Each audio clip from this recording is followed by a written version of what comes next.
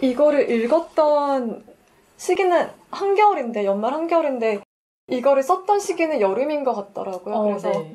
그 요조가 카페 가서 아이스 아메리카노 시원하게 마시는 게 되게 대리만족 됐었어요. 여름을 기다려지고. 네. 되게 귀여운 감상이다. 임경수 작가는 얘기했던 것 중에 부당한 요구에 응하지 않는 이유라는 165쪽 직원에 대한 이야기를 하거든요. 이상적인 어른의 모습을 잘 여기서 표현해 준 것 같아서 직원하는 것을 많은 사람들이 어려워하는데 그것을 그래도 하는 사람들이 어떤 사람들인가? 그리고 자기가 그 직원을 구하고 듣는 사람들이 어떤 사람들이냐라고 해서 이제 묘사를 하는데 이 사람들은 적당히 헐렁하게 살아온 사람들이 아니다. 네. 너무 멋있다. 자기의 전부를 담아서 부딪혀가면서 살았고 그렇게 해서 체득한 경험치와 관점이 있고 또 자기 힘으로 이룬 성취들이 있으면서도 자기 힘으로 어쩔 수 없는 결핍 또한 직시한다. 그래서 오만하지 않고 자기 객관화가 가능한 겸손함이 있다. 또 자아가 단단해서 주변의 눈치를 보거나 시류에 편승하거나 남을 이용해서 자신의 이익을 취하려고 하지 않는다. 분에 넘치는 탐욕도 없다. 기본적으로 자기 삶의 편안함을 느끼면서도 또 계속 조금씩 더 나은 사람이 되려고 스스로를 정비할 줄 아는 사람. 너무 완벽하지 않나? 너무 멋있는데. 근데 너무 이렇게 쉽게 써져 있으니까 그래 이렇게만 살면 되지. 근데 이런 사람들은 직원도 함부로 남용하지 않기 때문에 이 해주는 말에 무게가 있다고 이런 어른이 되어야겠다고 생각하게 하는 그런 부분이었어요. 네. 사실 거의 인간으로 되게 이룰 수 힘들 정도로 완벽한 지점이긴 한데 이렇게까지 좀 가까워지려 닮으려 노력 좀 하고 싶다는 생각 많이 했어요. 지향점을 이렇게 삼고서 나아가는 거지. 저는 그 바로 뒷페이지에 나오는 가족 얘기도 되게 좋았거든요. 네. 나는 개인적으로 가족 구성원들 중에 그 누구도 권위가 있었으면 안 된다고 생각해. 네. 굉장히 이게 서양식 그런 사고이기도 한데 네. 약간 그런 자라오신 환경도 영향이 있는 것 같아요. 네. 되게 해외 전 세계를 들으시면서 그리고 그 얘기를 하면서 이제 시가를 좀 남편의 예전 가족이라고 지칭하는 것도 좀 시원했고 그리고 뭐 시가 관련 조언을 해주면서 어느 정도 거리를 두고 살아라라고 끝날 줄 알았는데 가슴이 더 때렸던 말 중에 하나가 나는 내가 함께 새로이 가족을 이룬 그 남자의 예전 가족들을 인간적으로 좋아하고 싶어. 결코 미워하거나 싫어하는 뒷담하고 싶지 않아. 그러니까 사실 정말로 시가를 좋아하기 위해서 그렇죠. 맞아요. 너무 희생하지 맞아요. 말고 적당히 거리 두고 그냥 정말 하고 싶은 대로 하라는 그런 조언이었다는 게 되게 좀 좋고 신선했어요. 맞아요. 이거 관련해서 임경서님이 어떤 강의에서 했던 말이 약간 짤처럼 인스타그램인가 거기 돌았던 게 저는 되게 가족한테 잘하고 싶어요. 근데 무리하고 싶진 않아요. 무리하고 싶지 않다 이 말이 되게 유명하게 돌았었죠. 맞아요. 여기서 이슈를 둔 것도 그냥 우리가 일화로서 전해 들었으면 되게 약간 뜨악할 수도 있을 만한 얘기긴 하거든요. 뭐 시어머니가 이제 안부 전화를 며느리가 너무 안 하니까 안부 전화 좀 자주 해. 그러니까 이런 얘기를 우리가 일화로만 들었을 때 아, 그거 왜 약간 안부 전화를 안 하고 예의도 없이 이렇게 생각하잖아요. 근데 그거를 결국은 타협하지 않았거든요, 이분은. 반년 가까이 계속 요구하셨지만 결국은 끝끝내 요구에 응하지 않았어.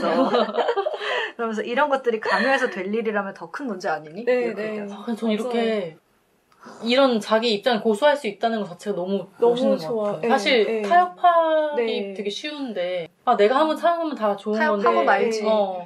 이러기가 쉽잖아요. 근데 그 뒤에서 말씀하셨다시피 더 큰 의미가 있었어. 이게 그냥 내가 하기 싫어 안 해 이게 아니고 타협된 개념이 아니었던 거죠. 그게 내가 무리하지 않아야지 진심으로 계속 더 관계를 좋게 유지할 수 있다는 거예요. 나는 내가 함께 새로이 가족을 이룬 그 남자의 예전 가족들을 인간적으로 좋아하고 싶어. 결코 미워하거나 싫어하거나 뒷담하고 싶지 않아. 근데 이게 너무 맞는 말이에요. 그러니까 이 요구가 부당하게 내가 마음속으로 느끼면은 분노가 당연히 쌓일 수밖에 없다는 거예요.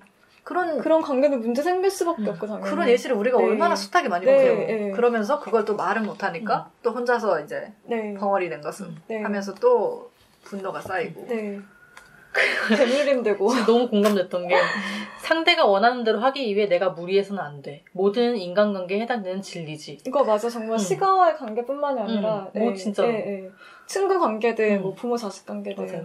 왜냐면 제가 되게 이런 편이었거든요. 되게 많이 무리를 하는 편이고 성향 자체가 좀 맞춰주는 게 편하고 좀 배려하는 게 편한 스타일인데 근데 지금은 그래도 많이 안 그러니까 지금은 좀 제가 새롭게 깨달은 게 있는데 예전에는 제가 나서서 무리를 하고 보상을 바랬던 것 같아요.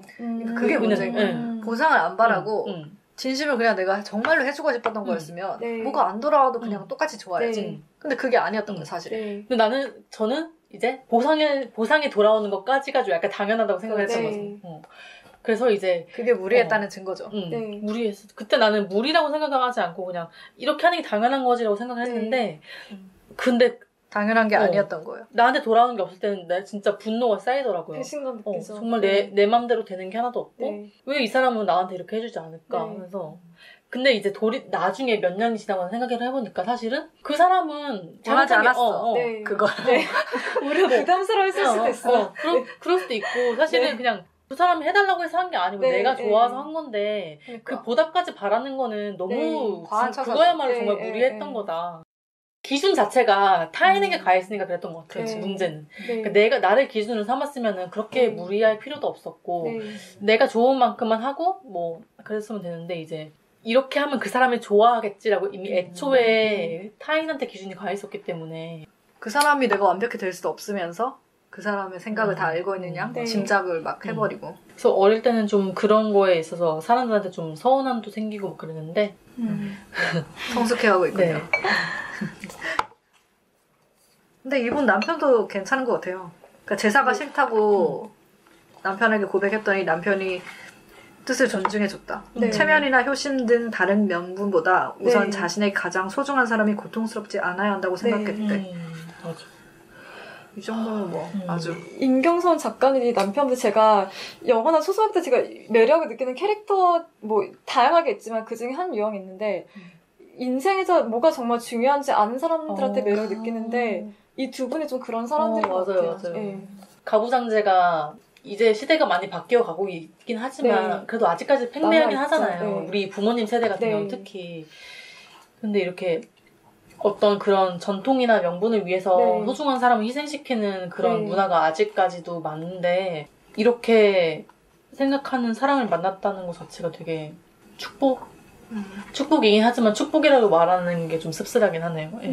어떻게 보면 당연한 건데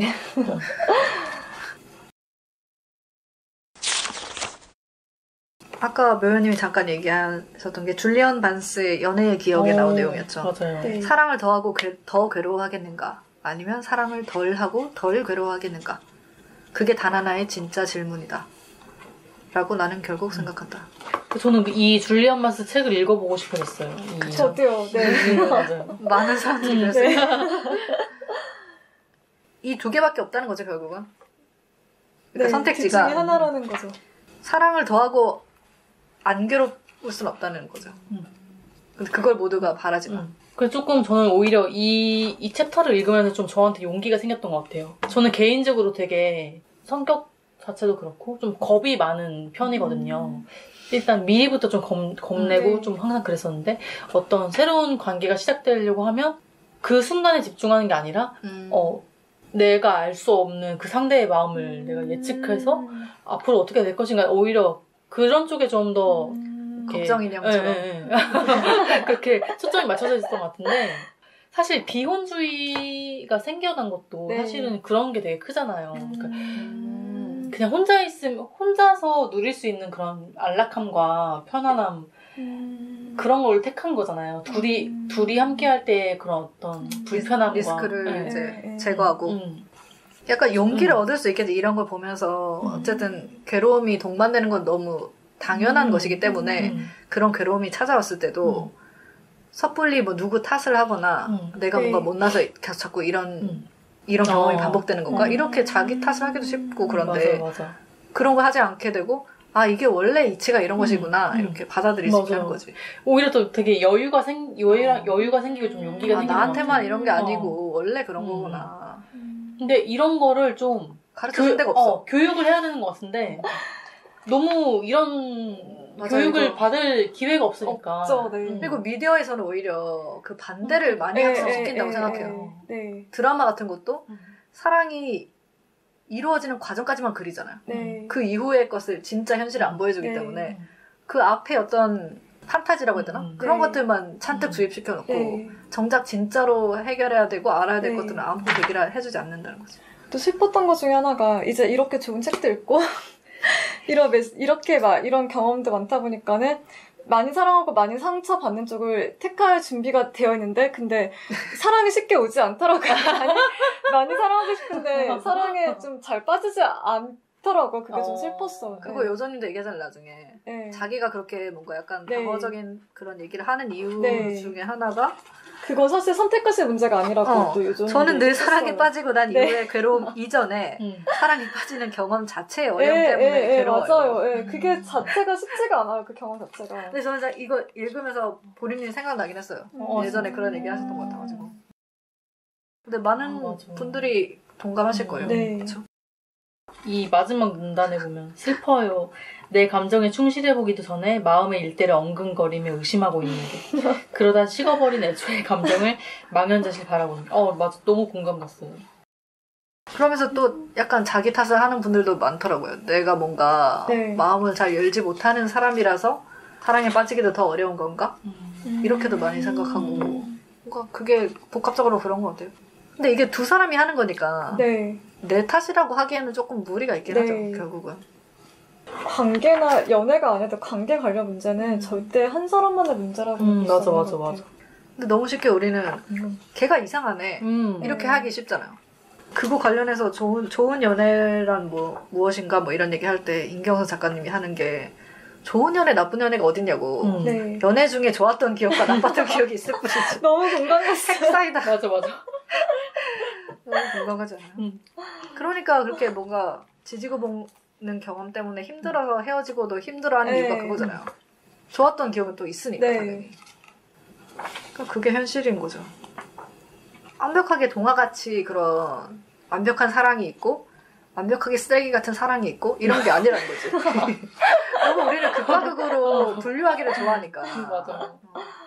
왜 나는 늘 쓰레기만 만나지? 이런 식으로 자꾸 그러니까 간단하게 치부하려고 그런 걸 좀 경계할 필요가 있는 것 같아요. 왜냐면은 그런 생각들에 익숙해지면 인생에서 모든 결정을 할 때 선택을 그치. 약간 좀 그렇게 이분법적으로 하게 되고 흑백사고로 하게 되고 네. 모든 상황을 대할 때 약간 네. 좀 사람을 자꾸 분류하려고 하게 네. 될 거고 유튜브에서 자꾸 이런 남자 어떤 네. 그런 거 찾아보게 되고 네. 이런 거죠.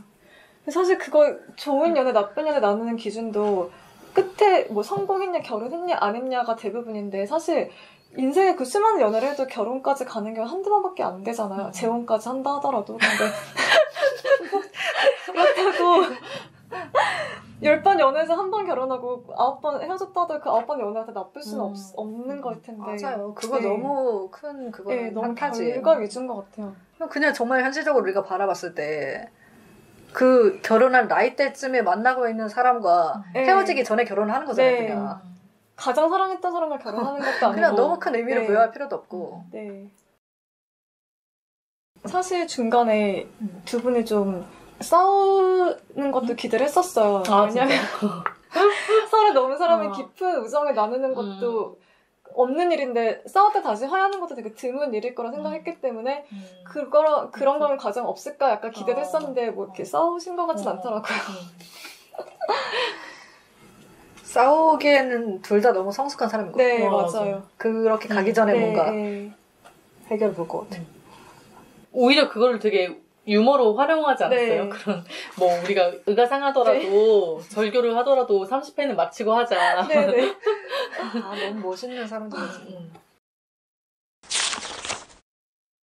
저를 되게 울렸던 부분이 맞아. 있는데 궁금했어. 뭐에 울었는지가.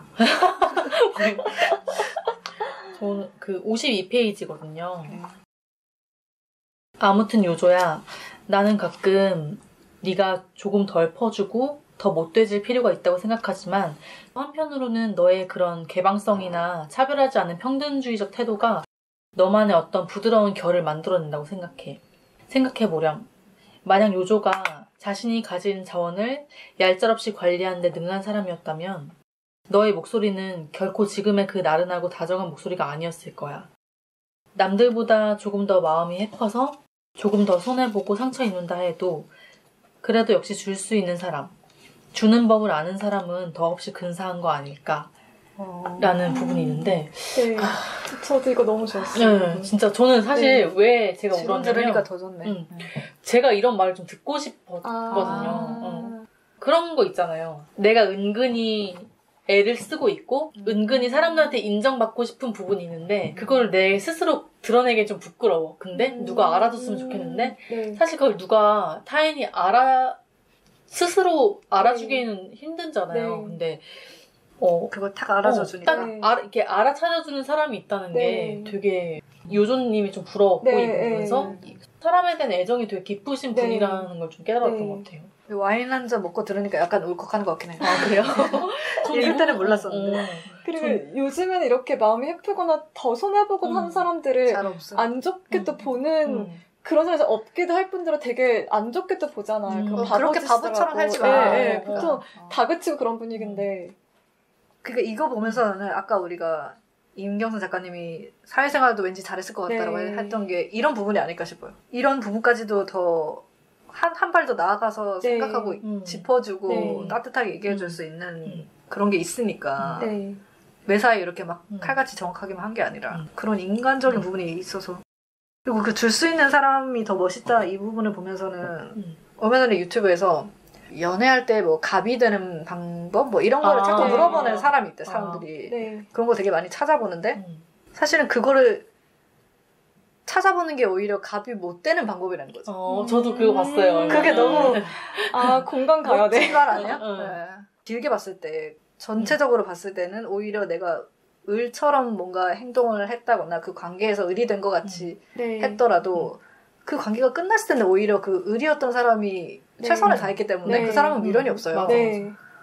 오히려 그 사람이 실제로는 인생에서는 갑으로서 살았다는 거지. 그런 부분을 좀 짚어준 부분 같기도 하네요.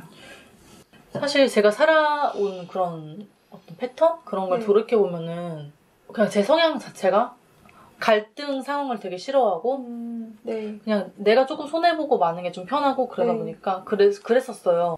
근데 이제 그렇게 살다 보니까 어느 순간에는 좀 한계에 부딪히는 순간들이 오잖아요. 그래서 나 이렇게 살면 안 되는구나 라고 생각하는 적도 있었는데 근데 여기서 이제 마지막에 조금 더 마음이 해퍼서 조금 더 손해보고 상처 입는다 해도 그래도 역시 줄 수 있는 사람, 주는 법을 아는 사람은 더없이 근사한 거 아닐까라는 이 문장을 딱 접했을 때 내가 틀리지 않았구나. 내가 잘못 산 게 아니구나. 약간 진짜 위로를 좀 받았던 것 같아요. 그것도 아무나 할 수 있는 건 아니니까.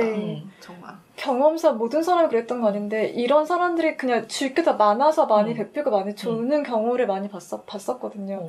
오히려 자기 자원 너무 효율적으로 관리하는 사람들은 진짜 가진 게 얼마 안 돼서 그것마저 뺏기면 안 돼서 급급한 사람들 되게 많았고 그러니까 힘이 세고 갑이라서 그런 게 아니라 자원이 얼마 안 돼서 그런 사람들 많고 줄 아는 사람이 오히려 여유가 있고 가진 자원이 워낙 많아서 그렇게 베풀고 그런 경우도 많이 봤어요. 근데 약간 사회에서는 약간 이런 사람들을 되게 바보 같다고 매도하는 경향이 있잖아요. 그렇게 말하는 사람이 더 바보 같은 거죠 사실은. 그러니까 그 가불관계 내가 갑이 되고 싶어라고 생각하는 그런 소심한 마음만큼이나 작은 마음인 거죠. 사실 진짜 갑들은 갑을 관계라는 개념도 그닥 생각 안 할 것 같은데. 맞아.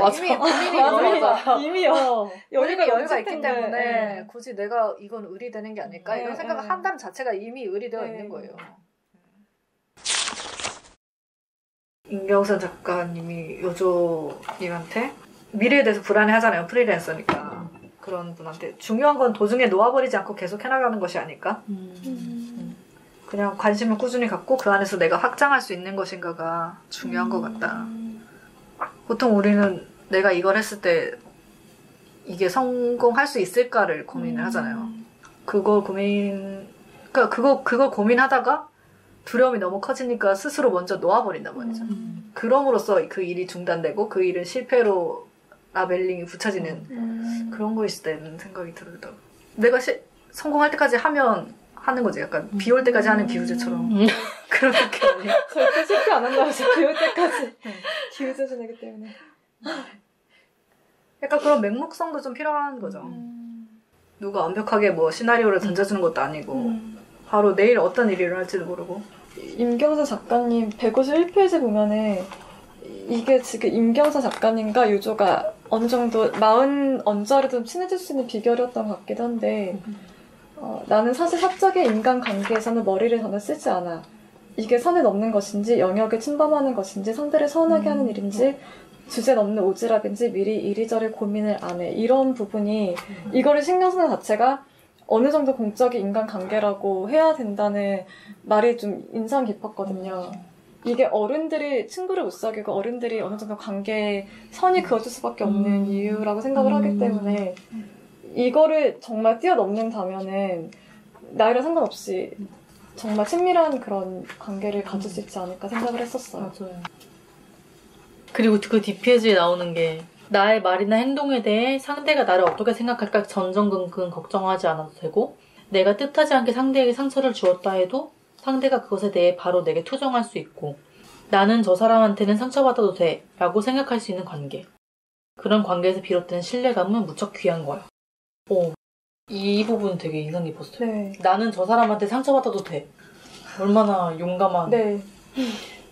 그러니까 이게 결국 연결되는 것 같은 게 아까도 계속 얘기했지만 요새는 몸과 마음을 사리는 네. 시대라서 사람들이 인간관계 자체를 너무 조심스러워하면서 진짜 인간관계를 만들지 않다 보니까 이렇게 할 수 있는 사람도 없는 거죠. 내 주변에. 그러니까 또 전전긍긍할 일은 더 많아지고 악순환이 반복되는. 고독한 게 두려우면서도 두렵지 않은 척하며 서로를 더욱 고독하게 하고 혼자 고독함을 참아내는 능력은 조금 더 대견해하고 싶지 않대. 핵사이다. 되게 쿨하기도 한 것 같아요. 나는 항상 그 사람과 가장 좋았던 시절을 기준으로 그 사람을 떠올리고 기억할 거다. 네. 그런 시절이 있었다는 것만으로 감사한 일이니까.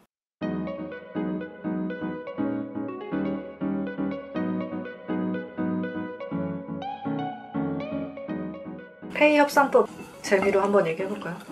141쪽에 있는데 1번부터 되게 재밌었어요. 1번이 뭐냐면 의뢰하는 측에서 액수를 알려주면 무조건 일단 적다고 피드백을 하라. 네. 해맑게. 한 번도 액수를 올리는 시도를 해서 손해볼 것 하나도 없음. 진짜 현실적인 것 같아요. 현실적이고 진짜 꿀팁이에요. 네. 용기가 필요한 거예요. 네, 내 이미지 생각해서 안 하잖아. 네, 사실. 네.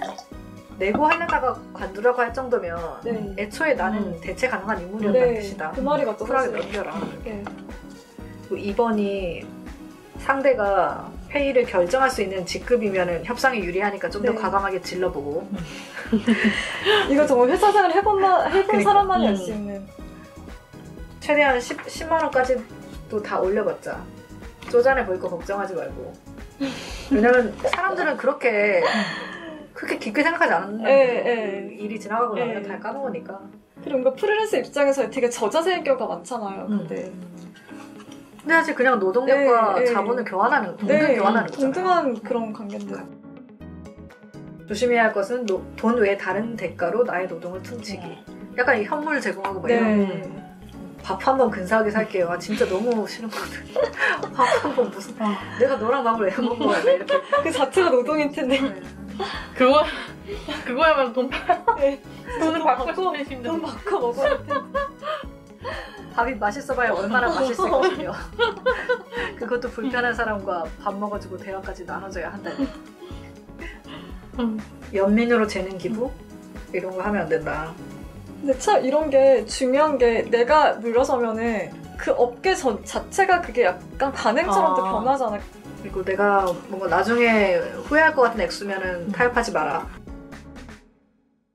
그리고 오랫동안 같이 일해온 편집자랑 일을 헤어졌을 때 그 부재감을 강하게 느끼는 것도 되게 인간미가 있었죠. 그 부분에서. 되게 쿨하고 시크한 모습만 보이시다가. 그리고 이 사람은 임경선 작가님이 그거를 몸의 감각으로 느끼더라고요. 약간 몸의 각인데 어떤 한 사람의 흔적을 세상 발견한 거면서 그거에 대한 부재를 온몸의 감각으로 느꼈다고 하는데 그건 어떻게 일을 정말 제대로 해본 사람이 느낄 수 있는 감각이 아니어서 그리고 둘 사이에 굉장히 일을 정말 진지하게 하는 두 사람만의 어떤 케미가 있지 않았을까 그런 생각 들었고 그리고 굉장히 딱딱한 관계잖아요. 일적으로 만난 관계가. 그 와중에도 그런 감정을 가질 수 있다는 것도 신선했고 네, 좋았어요. 몸의 문제는 무척 중요하다고 한 부분도 맞아요. 너무 좋았죠. 네. 사람들의 어떤 가식을 깨부수는 그런 뭐 다들 뭐 마음이 중요하다 이런 예쁜 말들을 하지만 결국은 몸이 곧 마음이다. 몸과 마음은 하나이고 몸이 만족하면 그게 마음의 만족으로 이어지는 거고 우리 사회에 꼭 필요한 조언인 것 같아요. 너무 엄숙주의와 뭐라고 엄숙주의라고 하기도 좀 민망하긴 한데 여기 보면은 전반적으로 하찮은 욕망으로 취급받는다는 표현이 있는데 그렇게들 많이 보는 것 같아요. 하찮다고 보는 것 같아요. 성욕에 대해서 식욕, 수면욕과 함께 사실 3대 기본 욕구잖아요. 굉장히 중요한 욕망 중에 하나인 것 같은데 너무 하찮게 취급받는 것 같아요. 그래서 예를 들어 결혼 같은 거에서도 안정성을 최대한 우선시해서 나의 어떤 사회적 복지나 사회적 지위를 올려줄 수 있는 그런 게 너무 우선시되고 성욕은 너무 하찮게 취급받다 보니까 그런 불만족을 임경수 작가님도 주위에서 많이 듣는다고 하잖아요. 뭐 그런 거 가운데 별거 없어. 뭐 그런 거 너무 당연하다는 식으로. 근데 그게 좋은 것인지 모르겠어요. 그거 누리고 있은들 약간 반쪽짜리 행복일 수 있다는 거죠. 억압되는 건 너무 계속 커져가고. 몸에 대한 관점, 그런 시각 같은 게 아직도 그렇게 수면 위로 많이 올라오진 않았죠. 그렇죠. 예전에는 좀 올라왔는데 아직은 이게 제가 봤을 때는 오히려 약간 역행한 측면도 있는 것 같아요. 왜냐면 오히려 완전히 원시시대나 정말 옛날에는 오히려 그런 본능적으로 서로의 이제 DNA를 보완해줄 수 있는 본능적인 이제 몸이 서로를 원하는 그런 관점에서 그게 더 순수한 관점이었다는 거죠. 근데 약간 사회가 발전하면서 그런 것보다는 일단은 뭐 자본주의에 살고 있기도 하고 다른 것들이 더 중요하게 생각되는 거지 사람들 입장에서는. 그렇다 보니까 그걸 더 우선시하게 되고 몸의 어떤 만족감을 무시하게 되고 그런 식으로 다시 거꾸로 좀 간 게 아닌가. 그 순수한 관점이 점점 없어지는 거지. 그런 얘기하는 거 되게 멍청하게 많이들 생각하잖아요. 사실 본능적으로 끌리는 상대여야지라는 말을 했을 때 예를 들어 결혼 상대자를 고른다고 할 때 얼마나 어리석게 취급하겠어요. 사실 그게 가장 정확한 선택일 수도 있는데 직감이 알려준 가장 정확한 선택일 수도 있는데 그쵸. 그거는 뭐 머리로 나의 알량한 어떤 계산을 가지고 하는 그런 것도 아니니까 오히려. 어떻게 보면 이렇게 이제 몸을 죽이고 마음을 이렇게 되게 신성시하는 게 그 일부 일처제라는 그런 제도를 굳히기 위해서 좀 그런 것도 있는 것 같아요. 되게. 마음을 신성시하는 게 그런 게 있을 수 있겠네. 그러니까 사회적으로 컨트롤하기 쉬운 제도를 만들기 위해서 그렇게 사람의 그런 어떤 본성이나 본능 같은 거를 이렇게 막 자유분방하게 놔두게 되면은 컨트롤할 수 없으니까 위에서는. 그리고 요즘 마음이 피폐하고 공허한 사람들이 너무 많다 보니까는 거꾸로 더 마음이 더 신성시된 것 같아. 그냥 좀 그러니까 부작용이라고 해야 되나? 좀 그렇게 된 것 같아. 그 원인과 결과를 잘못 짚는 거죠. 너무 좀 이렇게 등한시되는 시대다 보니까는 부상이 된 것 같고 성욕 관련해서도 자본으로 그 가치가 교환되지 못하는 영역은 다 배제당하고 뭐 패션이라던가 섹시하게 보여주는 패션이라던가 자본으로 되게 가치가 바뀌기 쉬운 부분만 너무 각광을 받고 있고 좀 그런 것 같아요. 정작 본질적인 성욕에 대해서 다루지 못하고 그러니까 이게 결국 다 너무 잘못된 것을 향해서 짚고 있는 거잖아요. 그 마음이 공허한 게 몸을 제대로 케어해주지 않고 성욕이라는 걸 하찮은 욕망으로 치부해버리고 그럼으로 인해서 마음이 공허해진 건데 마음이 공허하니까 마음이 더 중요한 거고 이런 식으로 이상한 소리만 하고 있는. 사실 마음이라는 건 실체가 없는 거잖아요. 보이지도 않고 만질 수도 없고. 몸이 아프면 마음이 힘들잖아요. 너무 이렇게 간단하게 생각해봐도 몸이 상태가 좋은데 마음이 막 우울하진 않잖아. 사실 1차원적으로만 생각해봐도 내가 눈으로 확인할 수 있고 만질 수 있는 거를 먼저 감각을 하고 이렇게 인식을 하는 게 사실은 좀 맞는 건데. 근데 사람들이 1차원적으로 생각하는 거에 대해서도 좀 거부감을 갖는 것 같아. 너무 막 저 위에 있는 막 되게 영성적인 뭐 마음이 아른데 영혼이 아른다면 그냥 나중에 죽은 다음에 영혼만 남게 되면 그때 생각까지 늦지 않을 것 같아요. 지금 약간 요즘에 보이세요. 성욕을 떠나서라도 사람의 몸이라는 게 되게 가능성이 되게 무궁무진하고 사실 인생의 전부인 것 같기도 하고 풍부한데 그냥 되게 뭐 예를 들어 한국 여성들이 오르가즘을 잘 못 느낀다. 네. 이런 것도 사실은 그 감각이 되게 죽어 있다는 거잖아요. 네. 아예 그런 걸 인식조차 못하는 경우도 많고 느끼면 느끼는 대로 또 약간 그거를 얘기하는 걸 꺼려하고 부끄러운 거라고 생각하고. 사실 뭐 남자와 여자가 좀 그런 시스템적으로 많이 다르긴 한데 사실 전 남자들도 별반 다르지 않을 거라 생각을 하거든요. 그러니까 되게 전반적으로 굉장히 사람들이 어떤 그런 몸적인 거에 있어서 불감증에 걸려 있다는 생각이 들어요. 물론 저도 그렇고. 왜냐면 그렇게 교육을 받아왔고 그런 사회적인 인식이 팽배하기 때문에 그거를 뚫고 나가는 사람은 많지 않고 항상 좀 의심을 해보고 공부하려는 자세가 좀 되게 중요한 것 같아요. 내가 믿고 있는 게 정말 맞는 건지 정말 진리인가 하는 그런 의심하는 태도가 되게 필요한 태도인 것 같아요. 지금 이 시대를 살아감에 있어서 너무 많이 현혹하는 그런 정보들이 알 수 없는 정보들이 너무 많은 시대고 거기서 그거를 내가 취합하고 분별하는 것도 굉장히 좀 복잡한 일이고 하다 보니까 피곤한 일이긴 하지만